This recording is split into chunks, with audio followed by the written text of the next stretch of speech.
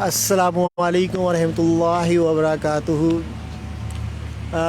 جیسا کہ آپ جانتے ہیں کہ میرا روح کی پرواز کے حوالے سے اور جسم کی پرواز کے حوالے سے میں نے مختلف ویڈیوز بنائی ہیں، اور مختلف روح کی پرواز کے حوالے سے جو رکاوٹیں حائل ہوتی ہیں اور انسان ایک حقیقی طور پہ وہ آنکھ میں اثر نہیں آتی، نگاہ شوق میں اثر نہیں تجھ کو، تیرا حجاب ہے قلب و نظر کی رسوائی۔ تو قلب و نظر رسوا کب ہو جاتی ہے؟ قلب و نظر اس وقت رسوا ہوتی ہے جب آپ حقیقت پہ مبنی نہیں دیکھتے اور آپ خواہش نفس کا شکار ہو جاتے ہیں، کم ضعف ہو جاتے ہیں، بھٹک جاتے ہیں، اور یوں آپ میں حجابات بڑھتے ہیں، اور بارگاہ خدا سے جو آپ کو، اللہ تعالیٰ کی بارگاہ سے جو آپ کو عنایات رحمتیں ملنی ہوتی ہیں، ان میں یا کمی آ جاتی ہیں، وہ ختم ہو جاتی ہیں۔ تو ضعف اعلیٰ ظرفی، بڑا پن بھی کہہ سکتے ہیں، اعلیٰ ظرفی بھی کہہ سکتے ہیں، اور یہ اعلیٰ ظرفی کے لیے، بڑا پن کے لیے آپ کے پاس سیلف کنٹرول ہونا بہت ضروری ہے۔ اگر آپ کو اپنی ذات پہ کنٹرول نہیں ہے، خود احتسابی نہیں کرتے آپ اپنی، تو پھر آپ کبھی بھی بڑے نہیں ہو سکتے۔ آپ کا سیلف کنٹرول نہ ہونے کی وجہ سے گاڑی میں اگر بریک نہ ہو تو گاڑی ایکسیڈنٹ کروا دیتی ہے۔ اسی طرح اللہ تعالیٰ نے اخلاقی اوصاف دے کے انسان کو اس کو ان تمام جو خامیاں، خرابیاں یا رکاوٹیں یا مشکلات جن سے انسان کی روح کی تشریح نہ بڑھے بلکہ وہ اس کی پرواز ہی ختم ہو جائے، ان سے روکا ہے اللہ تعالیٰ نے۔ تو اس راز کو فاش کر روح محمد، آیات الہی کا نگہباں کدھر جائے۔ جب خواہش، علامہ اقبال نے بہت ریسرچ کی تھی اور اپنے معاشرے میں جتنی بھی خامیاں تھیں، خرابیاں تھیں، ان کا ادراک کیا، اور جب دیکھا کہ امت مسلمہ مسلسل پریشانیوں کا شکار ہے، کفار و مشرکی کے مظالم کا شکار ہے، تو علامہ اقبال چونکہ ایک اعلیٰ ضعف شخصیت تھے، اپنی آپ سے جو اپنی ہستی کو مٹا لیتا ہے، تو اللہ کی ذات میں جب اس کو بقا ملتی ہے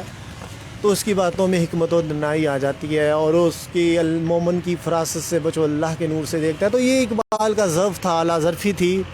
جو انہوں نے اپنی شخصیت کا خاتمہ کیا، خواہش نفس کا خاتمہ کیا، اور وہ خودی کا مقامات پہ پہنچے کہ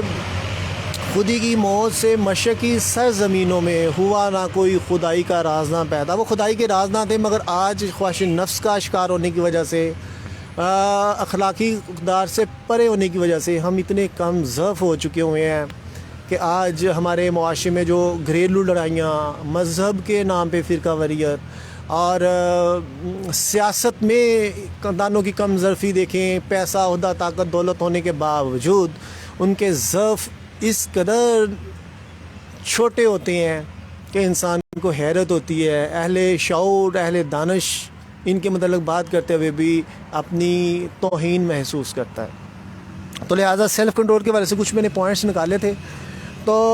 اب اعلیٰ ظرفی اور کردار کی خوبصورتی، اعلیٰ ظرفی بہت بڑی نعمت ہے۔ آج سے جو جتنی بھی میچور پرسنالٹی ہوتی ہیں، جو حقیقی معنوں میں زندگی کا ادراک رکھتے ہیں، جو حقیقت میں زندگی کو حقیقی معنوں میں دیکھتے ہیں، ان کا سیلف کنٹرول اگر دیکھا جائے تو بہت ہی زبردست ہوتا ہے۔ اگر آپ انبیاء علیہ السلام کی ذات پاک کو دیکھا جائے، یا آپ ان کے اصحاب جنہوں نے تربیت حاصل کی سرکار صلی اللہ علیہ وسلم سے، اور وہ بھی عالم دنیا کی تسخیر میں صحابہ کرام رضوان اللہ اجمعین نکل پڑے تھے، انسانیت کا مسیحا بنتے ہوئے، اور خود پیٹ پہ پتھر باندھے، مظالم برداشت کیے، کفر کے وانوں میں لرزہ طاری کیا، اور اپنی جان مال آد کی قربانیاں دے کے مظلوموں کے زخموں پہ مرہم رکھا، اور خدا سے جو ربط ٹوٹنے جا رہا تھا لوگوں کا، وہ اس کو ختم ہونے نہیں دیا۔ آج خدا سے رشتے، ناطے، تعلقات اور وابستگیاں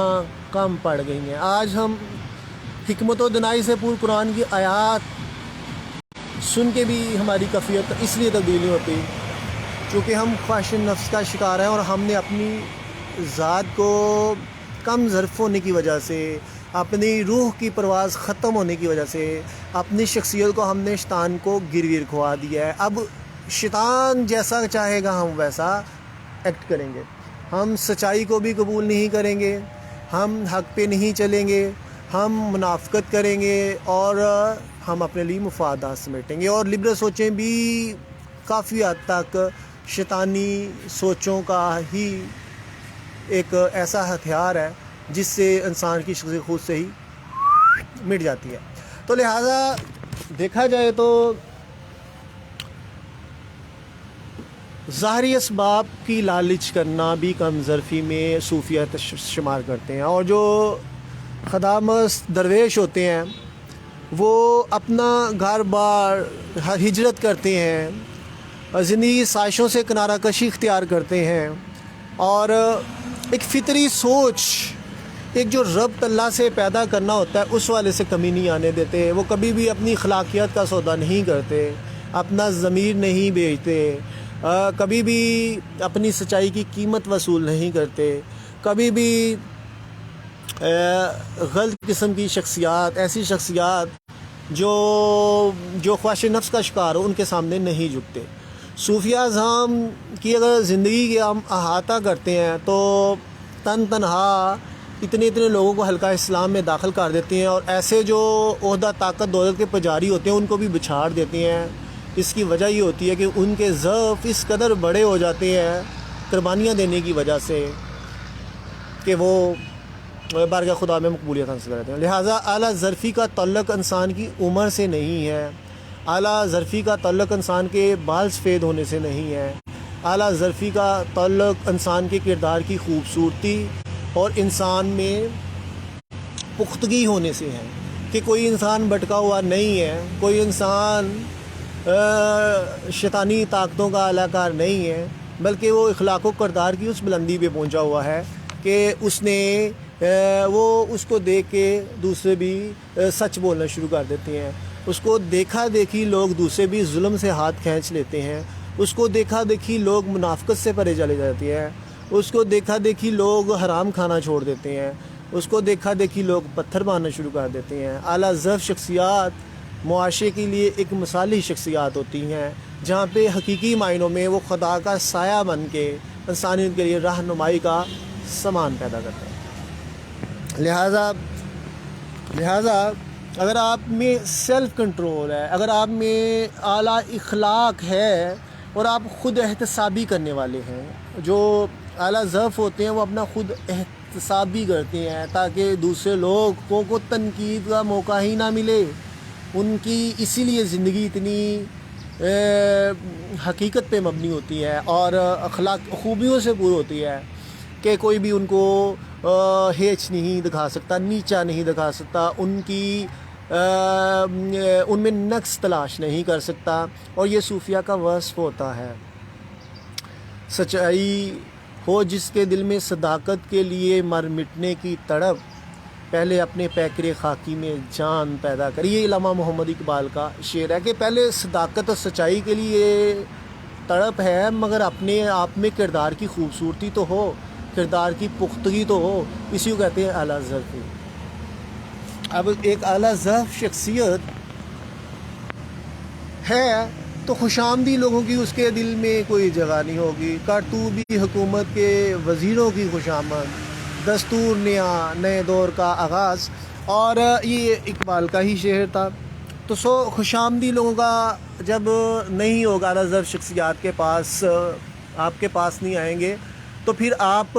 مکر و فن میں مبتلا نہیں ہوں گے، بلکہ آپ خود احتسابی کا عمل جاری رکھیں گے اور اپنی حقیقی منازل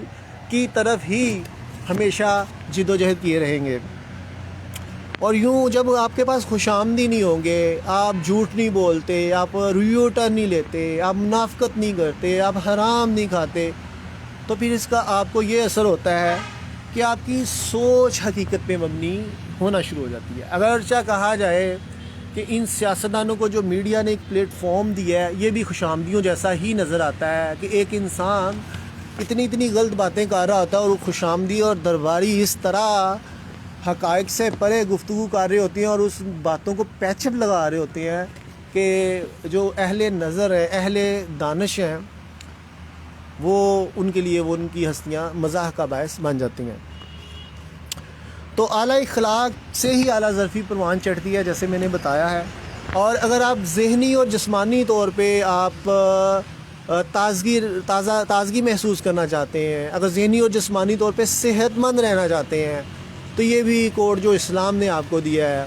اخلاق کے حوالے سے کہ سچ بولو، حرام نہ کھاؤ، تمہاری زبان سے دوسرا محفوظ رہے، ظلم نہ کرو، حدیں نہ بھلانگو، یہ ساری چیزیں اسلام آپ کو دے رہا ہے تاکہ آپ ذہنی طور پہ اس کا نام کیا آسودگی حاصل کر سکیں، سکون محسوس کر سکیں۔ اور یوں اگر آپ پریشانی کا شکار ہیں، ڈپریشن کا شکار ہیں، غصے میں آتے ہیں، حسد کرتے ہیں، کینہ رکھتے ہیں، بغض رکھتے ہیں، تو یقیناً آپ اپنے جسم کو لامتناہی بیماریوں کی طرف رجوع کر رہے ہیں اور آپ ان کو بیماریوں کو دعوت دے رہے ہیں کہ وہ بیماریاں تمہاری زندگی کا خاتمہ کر دیں، تمہاری صحت کا خاتمہ کر دیں۔ تو لہٰذا ذہنی اور جسمانی صحت کے لیے اعلیٰ ظرفی بہت ضروری ہے، اس کے لیے آپ کو اخلاقی حسنہ پہ کاربند ہونا پڑے گا۔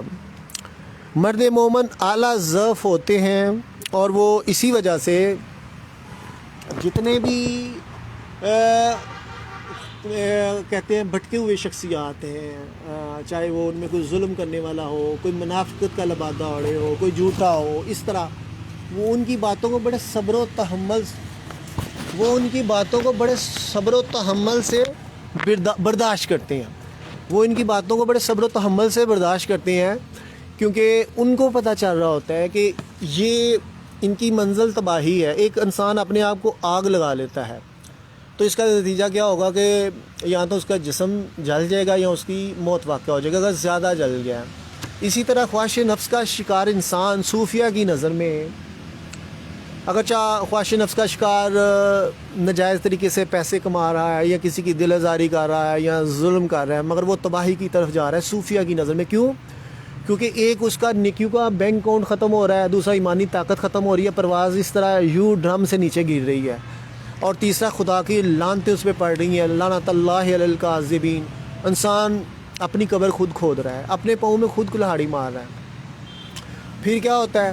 ایک وقت آتا ہے کہ انسان جو اپنے لیے سازشیں غلط طریقے سے ناجائز طریقے سے اکٹھی کرتا ہے اور جو اپنا خوش آمدید درباریوں کے ذریعے اپنی شان میں قصیدے پڑھا کے خود کو بڑا ثابت کرنے کی کوشش کرتا ہے، وہ ساری چیزیں اسی کے الٹ چلی جاتی ہیں اور یوں وہ شخصیت کا خاتمہ ہو جاتا ہے۔ اور اسی لیے خوشامندی کے متعلق کہا گیا کہ اگر کوئی تمہاری خوشامد کرے تو اس کے منہ پہ خاک ڈال دو یا اس سے پرے رہو، حقیقت پہ مبنی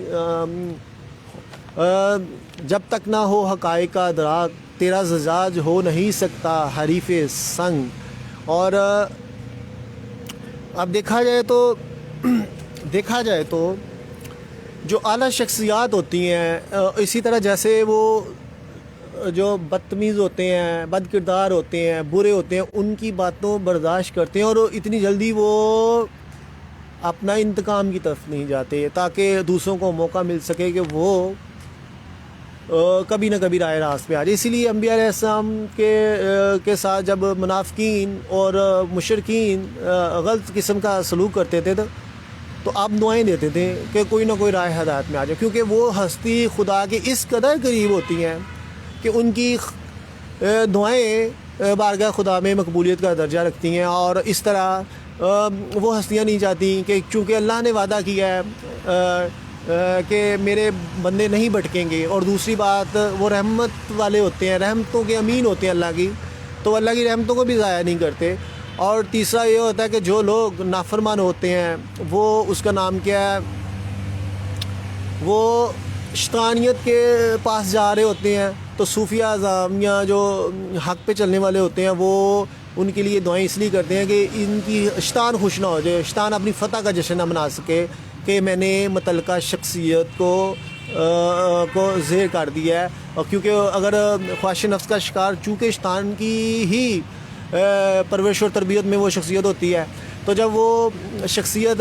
فتح یاب اشتان کے مطابق ہوتی ہے تو حقیقت میں وہ اشتان کی فتح اس سینس میں ہوتی ہے کہ وہ خدا کو یہ بتانے کے لیے کہ یہ شخصیت کو دیکھیں میں نے بھٹکا دیا. اور اسی لیے جن کا ضعف بڑا ہوتا ہے صوفیہ اعظام وہ کسی کے لیے بد دعائیں نہیں کرتے، بلکہ وہ چاہتے ہیں کہ یہ شخصیت شیطان کے چنگل سے چھوٹ کے رحمان کا بندہ بن جائے. اسی لیے وہ کبھی بھی کسی کو بد دعا نہیں کرتے صوفیہ اعظام، اس لیے وہ کبھی کسی کا برا نہیں چاہتے. اگرچہ جہاں پہ اللہ کا بندہ موجود ہوتا ہے تو شیطانی طاقتیں حرکت میں آتی ہیں تاکہ اس کے خلاف سازشیں کرتی ہیں، ان کے خلاف ایسے ہی لوگ جو شیطان کے پیرے ہوتے ہیں ان کو پیچھے لگا دیتی ہیں تاکہ وہ اس شخصیت کو نقصان پہنچائے اور وہ شخصیت خدا سے میوس ہو جائے اور وہ خدا سے پرے ہو جائے. مگر ان کا ضعف اتنا بڑا ہوتا ہے کہ وہ اتنی جلدی لوگوں کی باتوں میں آنے والے نہیں ہوتے اور اتنی جلدی وہ رائے حق سے ہٹنے والے نہیں ہوتے. کیونکہ جذب و مستی کی کیفیات منازل طے کراری ہوتی ہیں، اور یہی وجہ ہے ایک مرد درویش کا کل سرمایہ تو جذب و مستی ہوتی ہے جو خدا کی طرف سے اسے عنایت ہوتی ہے، وہ میں عشق جو اللہ کی طرف سے پلائی جاتی ہے تاکہ روحانی پروازیں مزید طے ہوں اور مراتب اور منازل مل سکیں. تو یوں ہی پھر یہی وجہ ہوتی ہے کہ اللہ تعالیٰ بھی فرماتے ہیں کہ جو اچھے لوگ ہیں وہ بھلائی جاتے ہیں، بھلا کرتے ہیں لوگوں کا، اور پھر حق آ جاتا ہے اور باطل بھاگ جاتا ہے، کیونکہ انہوں نے قربانیاں دے کے خدا کی ذات سے اس قدر قربتیں حاصل کر لی ہوتی ہیں کہ جو متکبرین ہیں ان کو خالی ہاتھ جٹلا دیا. پاکستان خالی ہاتھ بن گیا. قائد اعظم اگر تانا مینا دیتے منافقین کو، مشرکین کو، یہ کافروں کو، عیسائیوں کو اور دوسروں تیسروں کو، سکھوں کو، تو کبھی بھی پاکستان نہ بنتا. قائد اعظم نے ایک پرامن طریقے سے پاکستان کے قیام کے لیے جد و جہد کی اور دوسروں کو بھی اخلاق و کردار سکھا دیا، اگرچہ وہ کچھ مسلمان نہ بھی ہو سکے. اور یوں مثالی معاشرے کا قیام، چاہے فتح مکہ ہو، چاہے صوفیہ اعظام کا ادھر دور ہو، چاہے حق آتا ہے اور باطل بھاگ جاتا ہے. مرد درویش جو اللہ کا دوست ہوتا ہے اس کی بارگاہ میں شیطان کا گزر نہیں ہوتا، بلکہ وہ خدا کے اس قدر قریب ہوتا ہے اور رحمتوں اور تجلیات کی بارشیں اس قدر ہو رہی ہوتی ہیں کہ جو شخصیات ان کے حلقہ احباب میں شامل ہو جاتی ہیں وہ بھی ان کے قلب و نظر میں بھی گندگیاں دھل جاتی ہیں اور پاکیزگی کے اعلیٰ منازل طے کرتے ہوئے وہ بھی خدا کے برگزیدہ بندے بن جاتے ہیں. خودی کی پرورش و تربیت پہ ہے موقف کہ مشت خاک میں پیدا ہو آتش ہما سوز. یہ سوز و گداز، جذب و مستی ہی ایک مرد درویش کا کل اثاثہ ہوتا ہے. وہ خدا کے لیے ہجرت کرتا ہے، گھر بار چھوڑتا ہے، اپنا آل اولاد گھر بار سب کچھ اللہ کی راہ میں قربان کرتا ہے، اپنی جان بھی قربان کر دیتا ہے، اور اس کے بدلے صرف ایک جذب و مستی کی کیفیت ہی اور ایک سوز و گداز والا دل ہی تو ملتا ہے جس میں بلائیاں اللہ تعالیٰ نے بھر دی ہوتی ہیں. اور یوں معاشرے میں پھر فیض جاری ہوتا ہے، جیسے داتا صاحب کو خواجہ صاحب فرماتے تھے، گنج بخش فیض عالم مظہر نور خدا، ناقصاں پیر کامل کاملہ را رہنما. گنج بخش فیض عالم مظہر نور خدا، ناقصاں را پیر کامل کاملہ را رہنما. گنج بخشی آپ کی مشہور ہم پہ کر کرم، کر کرم کروا کرم، دونوں جہاں میرا اکبرم. اب پھر یوں ہی پھر توکل، صبر، عطائد کی جو منازل ہیں وہ طے ہوتی ہیں، اور یوں پھر انسان کیونکہ اعلیٰ ظرفی کی وجہ سے ہی آپ کی توکل، صبر، عطائد کی منازل طے ہوتی ہے اور خواہش نفس کا خاتمہ ہوتا ہے. تو اب دیکھیں جائے، اب معاشرے میں سیاسی لڑائیاں ہیں، مذہبی فرقہ واریت ہے، گھریلو خانہ جنگی تک بات پہنچ چکی ہوئی ہے، میاں بیوی کی لڑائیاں، بھائیوں بہنوں کی لڑائیاں، والدین کی لڑائیاں. یہی نہیں، اتنی کم ظرفی آ چکی ہوئی ہے کہ ہم اپنے عہد و پیمان کے بھی پورا نہیں اترتے. ہم اتنے کم ضعف ہو چکے ہوئے ہیں کہ گڑ گڑ کی طرح رنگ بدلنا. اب جو خواہش نفس کا شکار ہو، گڑ گڑ کی طرح رنگ بدلے، اس کی بات پہ اس معاشرے میں کیا سکون، اطمینان، یقین آ سکتا ہے؟ آج میں کوئی جھوٹ بولتا ہے تو اس پہ کون اعتبار کرتا ہے؟ بیوی جھوٹ بولے گی اس پہ کوئی اعتبار نہیں کرے گا، والد جھوٹ بولتا ہے اس پہ کوئی اعتبار نہیں کرے گا، بھائی جھوٹ بولتا ہے اس پہ اعتبار نہیں کرے گا، اسی طرح حکمران جھوٹ بولتے ہیں، ان پہ اعتبار نہیں کرے گا. اگر علماء دین جھوٹ بولنا شروع کرتے ہیں، خواہش نفس کو لے آتے ہیں، تو ان پہ کوئی اعتبار نہیں کرے گا. تو لہٰذا ہم اپنے معاشرے میں امن کو، سلامتی کو خود ہی اپنی جھوٹ سے، منافقت سے اور بد اخلاقیوں کی وجہ سے، کیونکہ ہماری تربیت نہیں ہوئی ہے، ہم میں وہ سوز و گداس نہیں ہے، تو لہٰذا ہم خود ہی اپنے معاشرے کو تباہ کرتے ہیں، ہم اپنے گھر کے سکون کو تباہ کرتے ہیں، اور پھر ہم کہتے ہیں او ہو یہ ہو گیا وہ ہو گیا. پہلے اپنے پیکر خاکی میں جان تو پیدا کریں. اب اور یہ لبرل سوچوں نے جہاں معاشرے کو تباہ کیا، وہ دیکھا جائے تو کیا ہے. ایک طرف کھانے پینے کے معیارات ہونے چاہیے، ایک طرف آسودہ زندگی ہونی چاہیے، ایک طرف گاڑیاں بینک بیلنس ہونا چاہیے، تقریبات میں شوپی شخصیات کی شرکت ہونی چاہیے، اور دوسری طرف نہ والدین کا عزت احترام، نہ شوہر کا عزت، اگر بیاہ دی گئی شوہر کا احترام نہیں ہے. اور حد تو یہ، انتہا تو یہ کہ اپنی عزت ہی محفوظ نہیں ہے. اگر عزت ہی محفوظ نہیں ہے تو کیا فائدہ ایسی لبرل سوچوں کا. اور لبرل سوچیں کیونکہ مغرب کی پیدا کرتے ہیں، تو مغربی تہذیب سے ہر کوئی واقف ہے. مغربی تہذیب نے پاکیزگی چھین لی، اور قرآن کی ہی آیت کہ ہدی للمتقین، ہدایت متقیوں کے لیے، تو متقی یہاں پہ نظر ہی نہیں آتا، متقی نظر نہیں آتا، تو پھر آپ کو ہدایت کیسے ملے گی؟ آپ کی روح کیسے پرواز کرے گی؟ آپ اس مقام پہ کیسے پہنچیں گے؟ صوفیہ کو تو یہی تو مراتب پاکیزگی اور ذکر کی وجہ سے اور قربانیت دینے کی وجہ سے، خواہش نفس کا خاتمہ کرنے کی وجہ سے ملتے ہیں، نہ کہ مولوی کی طرح بڑے بڑے دعوے، سیاستدانوں کی طرح بڑے بڑے دعوے. پھر ایسے منازل نہیں ملتی. کردار میں پختگی یہی ہے کہ آپ کم ضعف نہیں ہیں، آپ بڑے ناپ تول کے بات کرتے ہیں، اب میں سیلف کنٹرول ہے، سچ بولتے ہیں، یو ٹرن نہیں لیتے. آپ کی آنکھ حقیقت کا ادراک کرنے والی ہے. آپ اتنے نکمے نہیں ہیں کہ آپ کو پتہ ہی نہیں چلے واٹ اٹ از کہ ہو کیا رہا ہے. آپ کو ہر چیز بھی، اب صوفیہ اعظام دیکھیں تو ان کی ہر چیز میں گریپ ہوتی تھی. معاشرت میں، اگرچہ معاشرے میں اقبال کا شہین علیحدہ رہتا ہے، صوفیہ جو ہیں وہ بھی علیحدہ رہتے ہیں. اقبال کا تصور شہین کا وہ بھی صوفیہ سے اخذ کیا ہوا ہے. اس لیے رہتے ہیں کہ ایک تو خواہش نفس کے پجاری ہوتے ہیں، وہ اپنی خواہشات کا بوت جسمانی لذتیں ڈھونڈتے ہیں، اور دوسری طرف صوفیہ ہوتے ہیں وہ روح کی پرواز کے لیے قربانیاں دے رہے ہوتے ہیں. تو پھر کیسے ممکن ہوتا ہے کہ یہ دو شخصیات ایک دوسرے کے نظریات سے متضاد ہونے کی وجہ سے ایک دوسرے کے ساتھ مل بیٹھ سکیں؟ ہاں، صوفیہ بڑے بڑے خواہش نفس کا شکار لوگ صوفیہ کی بارگاہ میں ان کے تلوے چاڑنے کے لیے تو موجود رہتے ہیں، مگر صوفیہ کبھی بھی خواہش نفس کا، ہوس کے پجاری لوگوں کی کبھی بھی اطاعت قبول بھی نہیں کرتے، ان کے پاس بھی نہیں جاتے. تو اغیار کے افکار و تخیل کی گدائی، اغیار کے افکار و تخیل کی گدائی کیا تجھ کو اپنی خودی تک بھی نہیں رسائی. یہ شعر میں نے الٹ پلٹ کر دیا، سوری، یا میں نے صحیح نہیں لکھ وہ ورک جو ہے نا وہ فارغ ہو. کیا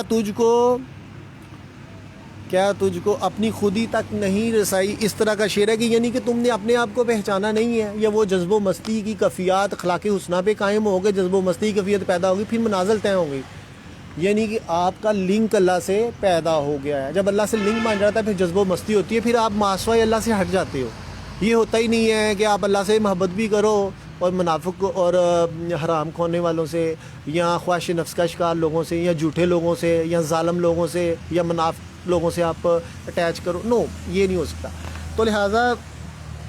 یہ خودی کا مفہوم ہی ہے کہ آپ اعلیٰ خلق ہوتے ہوئے جذب و مستی کیفیات پیدا ہو جائیں آپ میں، اور آپ کی روحانی منازل طے ہونا شروع ہو جائے، اور پھر رہنمائی اللہ کی ذات آپ کی ڈائریکٹ کرنی شروع کر دے. آپ کو پھر پیر و مرشد کی بھی ضرورت نہ رہے، آپ کو والدین کی تربیت کی بھی ضرورت نہ رہے. وہ جتنی دیر تھی تربیتیں وہ اتنی دیر ہی تھیں. پھر آپ کی وابستگی اللہ سے پیدا ہوتے ہوئے وہ اللہ کی طرف سے جامع عشق نوش کریں.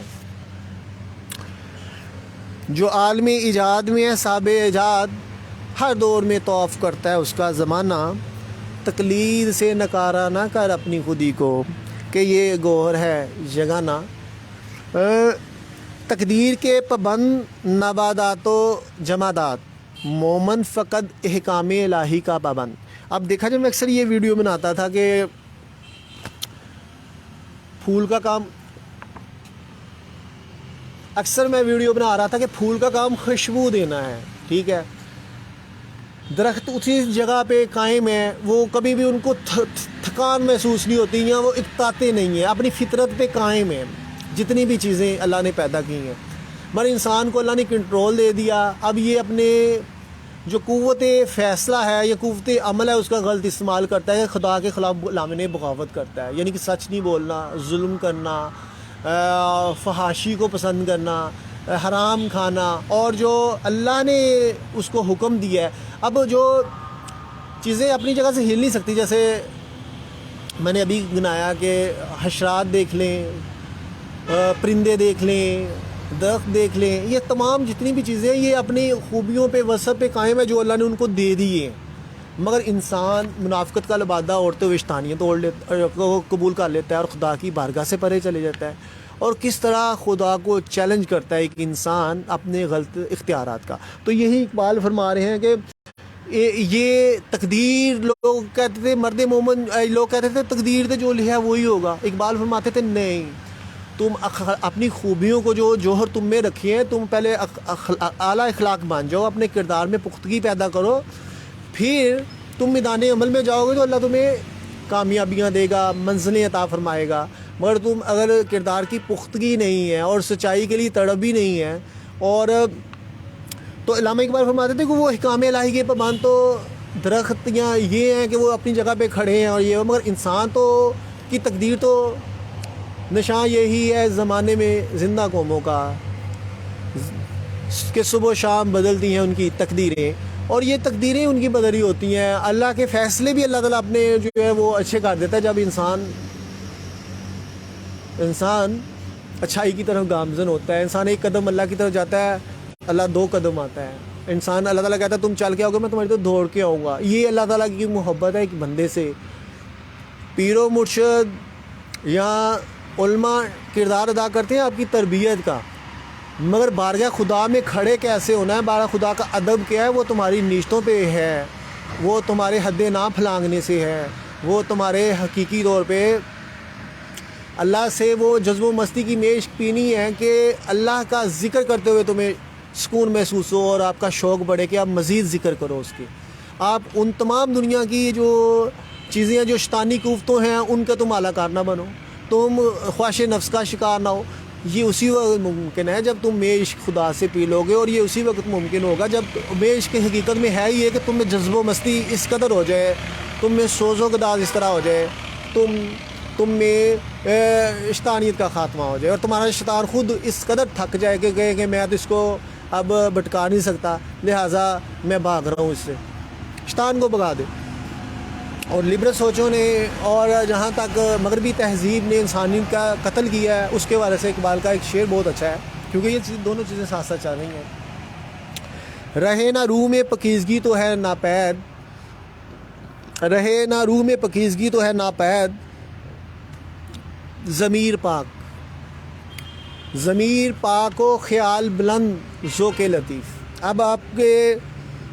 نہ آپ کا خیال بلند ہوگا، نہ آپ کا ضمیر پاک ہوگا، یعنی کہ آپ کے قلب و نظر میں گندگی چھا جائے گی اور آپ کا ضمیر جو ہے مردہ ہو جائے گا، اور آپ کا ذوق لطیف، آپ کا جو ذوق ہے نا وہ بہت عجیب سا ہو جائے گا، اس میں فطرت نظر نہیں آئے گی۔ تو لہٰذا یہ دیکھا جائے تو یہ اقبال کی شاعری کے حوالے سے اقبال نے تمام اپنا کلام کردار کی خوبصورتی اور روح کی پرواز کے حوالے سے بنایا تھا، اور ایک جگہ پہ فرماتے ہیں کہ خیرہ نہ کر سکا مجھے جلوہ دانش فرنگ، سرمہ ہے میری آنکھ کا خاک مدینہ و نجف۔ تو اقبال رحمۃ اللہ علیہ نے کردار کی خوبصورتی کی بات کی، اقبال نے فرمایا داموں سے نکلو، نعروں سے نکلو، جب تم میں کردار کی خوبصورتی ہوگی۔ تو ہم نے دیکھو پاکستان بنا لیا کردار کی خوبصورتی سے، ہم نے دعوے نہیں کیے تھے، ہم نے عمل کیا تھا۔ اگر تم دعوے کرو گے تو سوشل میڈیا میں تمہیں بڑا ایج مل جائے گا، شہرت مل جائے گی تمہیں، اور اس کے لیے آپ کو پھر وہ غیر اخلاقی حرکات بھی کرنے پڑیں گی، عجیب سی حرکتیں کرنی پڑیں گی، اس کا کوئی فائدہ نہیں ہوگا۔ اسی طرح سوشل میڈیا پہ آپ کو شہرت تو مل جائے گی، میڈیا پہ تمہیں شہرت مل جائے گی, تمہاری باتیں وائرل ہو جائیں گی, پبلش ہو جائیں گی, یہ اسٹوپڈ باتیں ہو جاتی ہیں, بدتمیزیاں وائرل ہوتی ہیں, وہ دیکھو جس نے یہ کیا کر دیا, وہ اتنے میں کہتے ہیں چلو بدتمیزی نہ, پھر شہرت تو مل گئی, پر کیا فائدہ اس شہرت کا. تو لہٰذا اقبال کردار کی خوبصورتی کی بات کرتے ہیں اور خدا سے ربط پیدا کرتے ہیں کہ وہ مقام پیدا ہو جائے کہ خدا بندے سے خود پوچھے بتا تیری رضا کیا ہے. اور دوسری طرف صوفیہ اعظام سب کچھ اللہ کے لیے چھوڑتے تھے, ان کا ظرف کتنا بڑا ہے, اور انسانیت کی بھلائی مانگتے ہیں. دوسری طرف خواہش نفس کا شکار ہے کہ موت آ جاتی ہے مگر ان کی خواہش نفس ختم نہیں ہوتی. زندگی ان کہتے ہیں ہماری خضر جیسی زندگی ہو جائے, خضر علیہ السلام جیسی. وہ کہتے ہیں کہ دنیا ہماری میں, ہم میں ہر طرح کی سازشیں ہونے کے باوجود وہ مزید سازشیں مانگتے ہیں, اتنی سازشیں مانگتے ہیں کہ وہ ایسے لگتا ہے جیسے اپنے بچوں کے لیے یا لوگوں کے لیے سازشیں جمع کر رہے ہیں, کیونکہ انسان کو سازشیں تو اتنی ہی ہونی چاہیے جو جتنی انسان کو ضرورت ہوتی ہے. حد سے زیادہ تجاوز میں اگر روٹی کھا لی جائے وہ پیٹ خراب ہو جاتا ہے, حد سے زیادہ نیند پوری کر لیں صحت خراب ہو جاتی ہے. تو خواہش نفس کا شکار لوگ اگر حد سے زیادہ تجاوز کریں گے تو کتنا مال و دولت اکٹھا کر لیں گے, مگر حساب انہوں نے دینا ہے اور تباہی ان کے ذمہ لکھ دی جاتی ہے اور عیاشیاں کوئی اور کریں گے. تو لہٰذا نہ تحت و تاج میں نہ لشکر و سپاہ میں جو بات مرد کلندر کی بارگاہ میں. اسی لیے صوفیہ جو ہیں وہ ہر چیز کو چھوڑ کے اپنا اعلیٰ ظرف اس لیے ہو جاتے ہیں کہ خدا کی مدد بھی اتر جاتی ہے اور خدا کے بندے بن جاتے ہیں. اور جو لوگ خواہش نفس کا شکار ہوتے ہیں وہ نہ صرف اپنے پیٹوں میں آگ بھرتے ہیں بلکہ انسانیت کی تذلیل کرتے ہیں, امن تباہ کرتے ہیں, بھلائی کو ختمہ کرتے ہیں اور خدا سے اعلان بغاوت کرتے ہیں. پھر اللہ تعالیٰ بھی ان کو نشان عبرت بنا دیتا ہے. فرعون کو تباہ کر دیا, یزید کو تباہ کر دیا, اور اللہ نے ہر دور میں اپنے اچھے بندے پیدا کیے جو حق کو سچ کی تلقین کرتے ہیں. مگر افسوس, حد افسوس, آج جنہوں نے تبلیغ کا وعدہ کیا ہوا تھا کہ ہم دنیا کی بھلائی کریں گے, وہی ان سیاستدانوں کو راہ راست پہ نہیں لا سکے. اور آج اقبال کے کلام کی اہمیت اس لیے زیادہ ہو جاتی ہے کہ آپ نے ہر ایک کو جھنجھوڑا, اور آج بھی کوئی تنقید اس لیے نہیں کرتا کہ نہ اس کو, نہ تو اس کی کہیں ترقی ہوگی, نہ اسے کوئی سرکاری ملازمت ملے گی, بلکہ قانون کی گرفت میں آئے گا. اور یہی نہیں, کیونکہ خواہش نفس کا لوگ جو ہیں وہ تمام سیاستدان خواہش نفس کا شکار ہیں. تو جب آپ سب کو برا کہو گے تو آپ کو پریشانیاں تو آپ کو خود دعوت دو گے نا, وہ آپ کو آسائشیں نہیں پیدا کرنے دیں گے. کیونکہ اگر اس کو آسائشیں مل جائیں گی تو یہ شخصیت جو ہے وہ اس کا نام کیا ہے, پھر وہ اچھے طریقے سے اپنی آواز بلند کر سکتی ہے. لہٰذا اس کو پس پردہ اس کی آواز کو رہنے دو. اگر وہ king of all heroes front پہ آ گیا تو ہمارا سب کا بینڈ بج جائے گا. تو لہٰذا یہ چیزیں ہوتی ہیں ہمارے معاشرے میں. لہٰذا میں فضان خواجگان کے حوالے سے سیاسی تحریک شروع کرنا چاہتا ہوں تاکہ ان کو میں بتاؤں کہ سیاست ہوتی کیا ہے, بغیر تنقید, طائفوں کی تنقید کے بھی اس کا نام کیا ہے, سیاست ہو سکتی ہے, اور بغیر حکومت میں رہے بھی خدمت خلق ہو سکتی ہے. میرے پاس ایکسٹراڈنری ویژن ہے انشاءاللہ. ابھی فی الحال میں اصلاحی والے سے ہی ویڈیو بنا کے اور کچھ سنگنگ کے والے سے اپنا ٹائم پاس کر رہا ہوں. اوکے, خدا حافظ, آپ سے پھر ملاقات ہوگی. سی یو لیٹر.